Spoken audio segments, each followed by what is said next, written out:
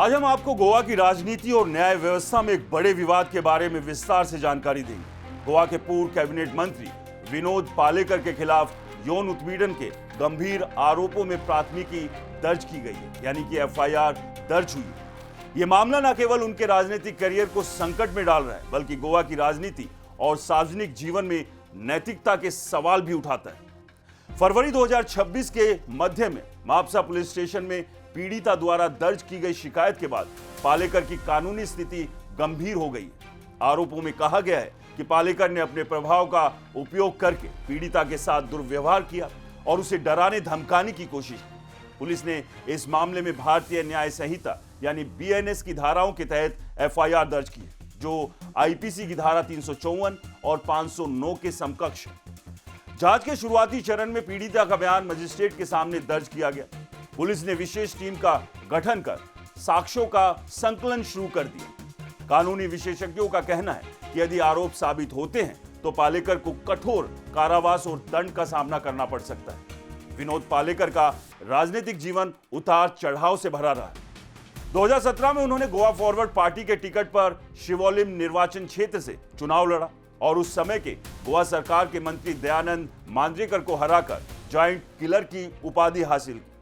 इस जीत ने पालेकर को मनोहर पर्रिकर के नेतृत्व वाली गठबंधन सरकार में कैबिनेट मंत्री के रूप में महत्वपूर्ण पोर्टफोलियो जैसे जल संसाधन विभाग और मत्स्य पालन विभाग में शामिल होने का मौका दिया। मंत्री पद पर रहते हुए पालेकर ने महादई नदी पर जल विवाद मुखर रूप से उठाया। कर्नाटक द्वारा पानी मोड़ने के प्रयासों के विरोध में उन्होंने तीव्र बयान दिए, जिसमें हरामी जैसे शब्दों का प्रयोग भी शामिल था।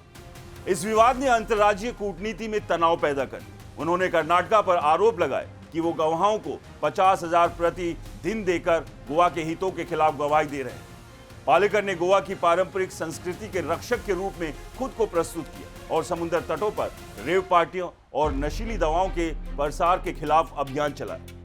उनका दावा था कि पार्टियां छात्रों और बुजुर्गों के लिए खतरा है। हालांकि अब उनके ऊपर लगे यौन उत्पीड़न के आरोप उनके नैतिक रक्षक वाली छवि के साथ गहरा विरोधाभास पैदा करते हैं। विनोद पालेकर के खिलाफ यह नया यौन उत्पीड़न मामला उनके लंबे विधिक संघर्षों की श्रृंखला का हिस्सा है। 2014 में सीबीआई पणजी ने पालेकर और अन्य के खिलाफ धोखाधड़ी, जाली दस्तावेज और पद का दुरुपयोग जैसे गंभीर आरोप दर्ज किए थे। इसके अलावा गोवा में भूमि कब्जाने के मामलों की जांच कर रही विशेष जांच टीम यानी एसआईटी ने उनकी कुछ संपत्तियों की भी समीक्षा की। पालेकर की वित्तीय स्थितियों में भी उल्लेखनीय वृद्धि देखी गई। 2017 में उनकी कुल संपत्ति 9 करोड़ 13 लाख रुपए थी, जो 2022 में बढ़कर 12 करोड़ 87 लाख रुपए हो गई। उनकी चल संपत्ति 1 करोड़ 24 लाख से बढ़कर 2 करोड़ 77 लाख और अचल संपत्ति 7 करोड़ 89 लाख से बढ़कर 9 करोड़ 40 हजार रुपए। उनके पास अंजुना, वैगेटोर, मंगेशी, पर्रा और कानका में संपत्ति है। साथ ही आलीशान गाड़ियां भी शामिल हैं। एक्सपर्ट्स का कहना है कि इस बढ़ोतरी से यह संकेत मिलता है कि पालेकर ने अपने राजनीतिक प्रभाव का इस्तेमाल व्यक्तिगत संपत्ति निर्माण के लिए किया।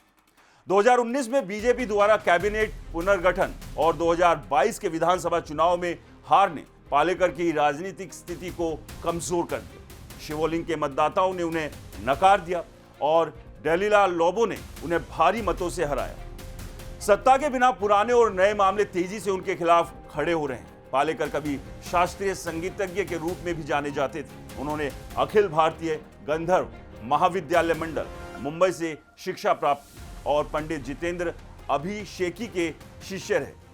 लेकिन वर्तमान यौन उत्पीड़न के आरोपों ने उनकी कलात्मक और नैतिक छवि को धूमिल कर दिया। यह मामला गोवा की राजनीति में संदेश देता है कि राजनेताओं की व्यक्तिगत छवि की कड़ी जांच की जा रही है और राजनीतिक स्तर पर यह भी उनके लिए बड़ा झटका है। विनोद पालेकर के मामले ने गोवा की राजनीति में शक्ति के दुरुपयोग, दोहरे चरित्र, विधिक जाल और राजनीतिक पतन जैसी गंभीर समस्याओं को उजागर किया। शिकायत में सामने आया है कि उन्होंने अपने पूर्व पद और राजनीतिक प्रभाव का इस्तेमाल पीड़िता को डराने के लिए किया, जबकि वही नेता जो नैतिकता का उपदेश देते थे अब यौन उत्पीड़न के आरोपों में फंस गए। उनके पुराने भ्रष्टाचार और वित्तीय अनियमितताओं के मामले मिलकर इस नए आरोप के साथ उनके जेल जाने की संभावनाओं को और बढ़ाते हैं। राजनीतिक स्तर पर भी उनके लिए संकट है। शिवोलिम के मतदाता उनसे दूरी बना रहे हैं जो उनके राजनीतिक करियर के अंत का संकेत हो सकती है। गोवा के नागरिक अब त्वरित और निष्पक्ष जांच की मांग कर रहे हैं, क्योंकि ये केवल व्यक्तिगत विवाद नहीं बल्कि उस प्रणाली की विफलता का प्रतीक है जिसमें अपराधी पृष्ठभूमि वाले लोग उच्च पदों तक पहुंचते हैं। मापसा पुलिस की कार्रवाई और पीड़िता का साहस न्याय की उम्मीद जगाता है और आने वाले दिनों में इस विवाद का निर्णायक मोड़ कानून और साक्ष्यों के आधार पर तय होगा। फिलहाल इस रिपोर्ट में इतना ही। नमस्कार।